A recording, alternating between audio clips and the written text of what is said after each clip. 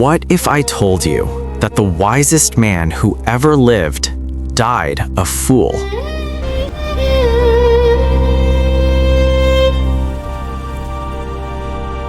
This is the story of Solomon, a king so brilliant that queens traveled from distant lands just to hear him speak. A man who had everything and lost it all. It begins with a dream. Solomon has just become king of Israel. He's young, probably terrified. His father, David, the giant slayer, the warrior king, is dead. And now Solomon sits on a throne he doesn't feel ready for. That night, God appears to him, and God asks a question that would change everything. Ask for whatever you want me to give you. Think about that.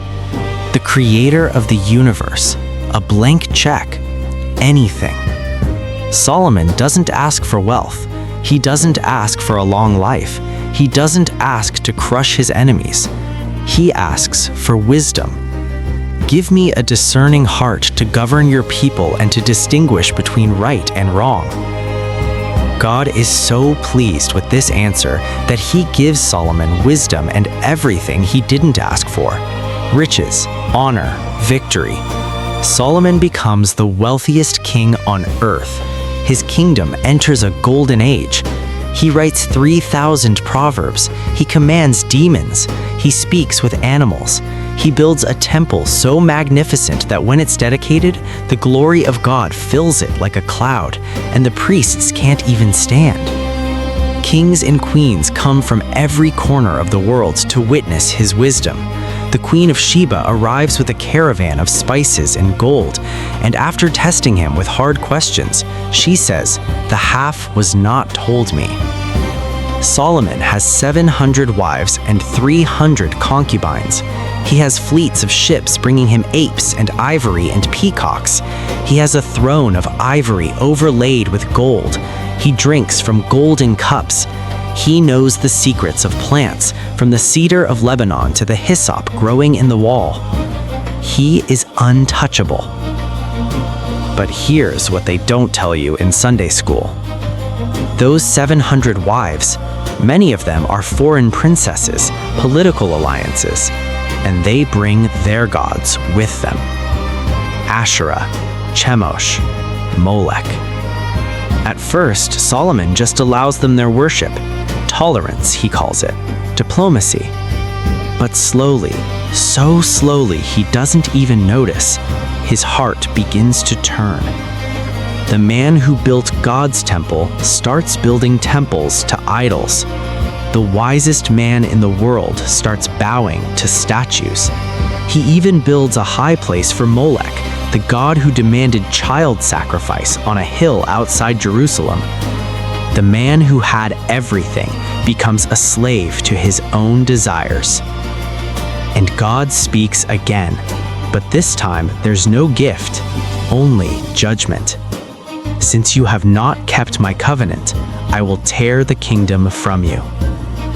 Solomon writes one final book near the end of his life. It's called Ecclesiastes, and it's the saddest, most haunting piece of literature ever written. Listen to his words. Meaningless, meaningless, everything is meaningless. I have seen all the things that are done under the sun. All of them are meaningless, a chasing after the wind. This is the wisest man who ever lived, and he's telling you, I tried everything. Pleasure, projects, knowledge, power, women, wine, wealth.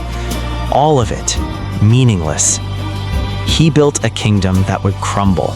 He gained the world and lost his soul.